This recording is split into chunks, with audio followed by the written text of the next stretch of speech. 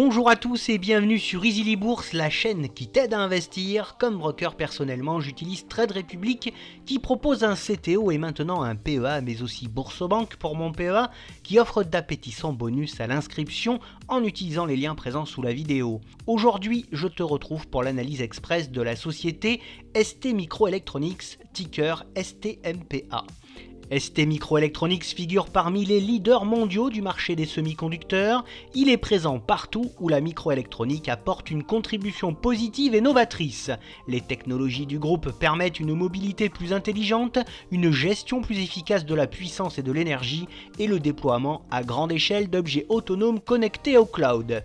Ce groupe franco-italien est international et réalise 47% de son chiffre d'affaires à Singapour, 33% en Suisse, 13% aux Amériques et 7% dans les autres pays du monde.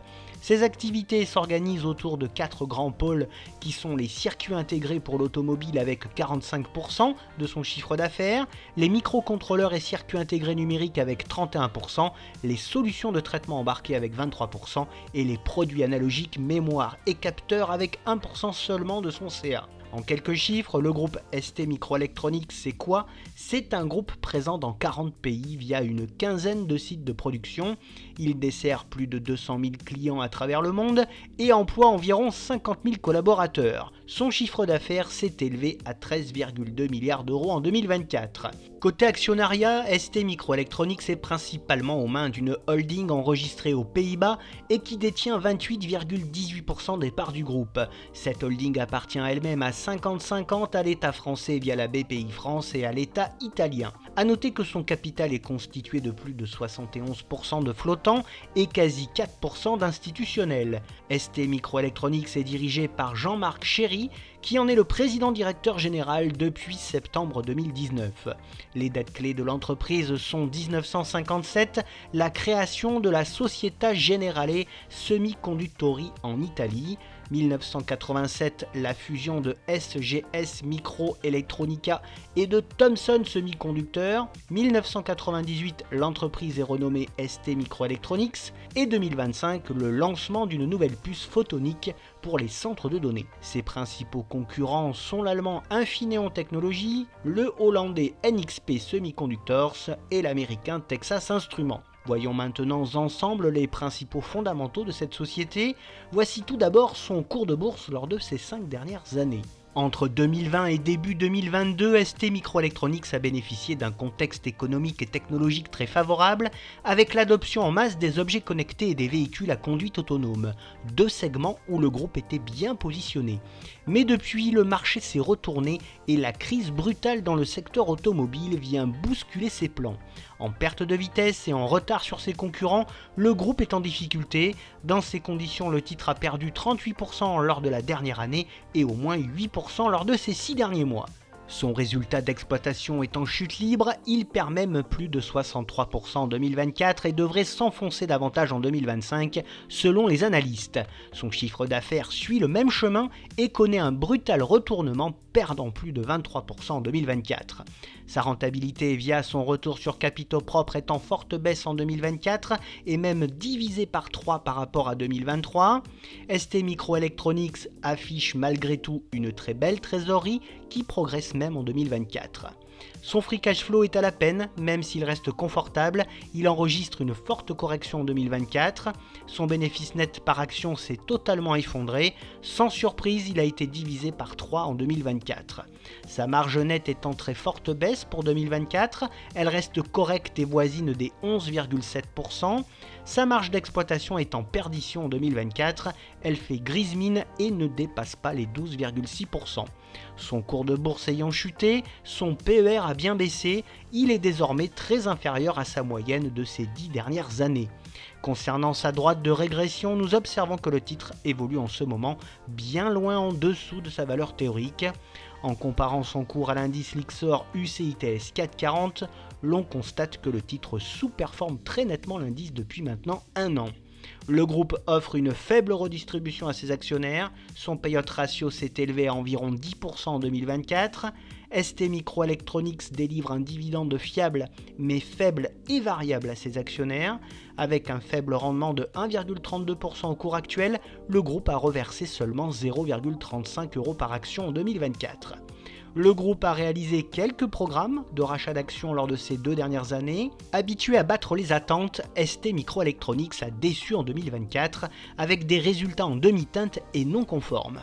ST Microelectronics est dans l'obligation de sans cesse innover face à une concurrence de plus en plus agressive, c'est pourquoi ses dépenses en recherche et développement sont en hausse continue. La société est très bien suivie par les analystes qui sont plutôt à conserver sur le titre, l'objectif de cours haut est fixé à 38,40 €, ce qui me paraît compliqué à court ou moyen terme. Synthétisons tout cela. Tous les voyants sont au rouge pour ce groupe qui connaît actuellement des difficultés, sa croissance est en berne et tous ses fondamentaux ont brutalement chuté. Seule consolation, sa valorisation devient un petit peu plus intéressante. Passons maintenant aux atouts de cette belle société du secteur tech européen. ST Microelectronics se situe parmi les 10 plus grandes entreprises du secteur de la fabrication des semi-conducteurs. Elle a une belle présence dans plusieurs secteurs, réduisant ainsi sa dépendance à un seul marché. C'est un groupe qui possède une très forte capacité d'innovation. ST Micro a su également nouer des relations solides avec des leaders technologiques mondiaux comme Apple, Tesla ou SpaceX. Il possède un portefeuille de brevets parmi les plus importants du secteur. Son management mène une gestion financière prudente avec peu de dettes et une belle trésorerie. La société vient de lancer une toute nouvelle puce co-développée avec Amazon destinée au centre de données.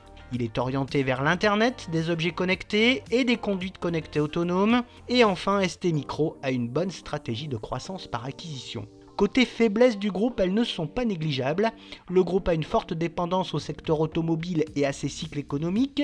Il subit une forte concurrence chinoise à bas coût féroce avec une capacité de production importante. Ses coûts de production sont plus élevés que ses concurrents, ce qui pénalise sa rentabilité. L'entreprise a une dépendance trop importante vis-à-vis de ses gros clients. Le groupe est confronté à des restrictions américaines de plus en plus contraignantes. ST Micro a des risques liés aux subventions gouvernementales dont il bénéficie en Europe. Il doit maintenir un haut niveau d'investissement pour rester compétitif. Une grosse partie de sa production repose sur des fonderies asiatiques. Et enfin, ses principaux actionnaires demandent le départ de son PDG, jugé responsable des mauvais résultats. Pour terminer, quelle est donc mon opinion sur ce groupe ? ST Microelectronics est un groupe subissant une puissante concurrence et une grosse baisse d'activité sur ses principaux secteurs. Ses résultats sont mauvais en 2024 et ses fondamentaux sont en chute libre. Le groupe est en perte de vitesse et s'est laissé distancer dans de nombreux domaines. Côté investissement, personnellement je n'ai plus de ST Microelectronics en portefeuille car sa situation est actuellement assez compliquée. Sa valorisation devient plus intéressante mais son dividende est faible. Un retour sous les 23,50 € puis les 21,50 € serait bien pour espérer les 28 puis les 35 €. Bien entendu, cette vidéo ne reflète que mon propre ressenti et n'est sûrement pas un conseil d'investissement ni d'achat ou de vente. Je n'encourage donc personne à investir dans ce titre sans avoir étudié de près ses fondamentaux. Et si tu veux soutenir mon travail et participer de façon active au contenu de cette chaîne, tu peux désormais le faire via le site Tipeee. Cela te permettra de choisir et proposer des vidéos et rendra la chaîne plus participative. Bref, n'oublie pas de liker la vidéo si elle t'a plu et à t'abonner à la chaîne pour te tenir au courant de toutes les dernières nouveautés de mes investissements. Tu peux également me retrouver sur Facebook, X, Instagram, Blue Sky et sur le site Moning. Je te retrouve avec plaisir prochainement pour de nouvelles analyses et n'oublie pas en attendant qu'investir, c'est préparer ton avenir.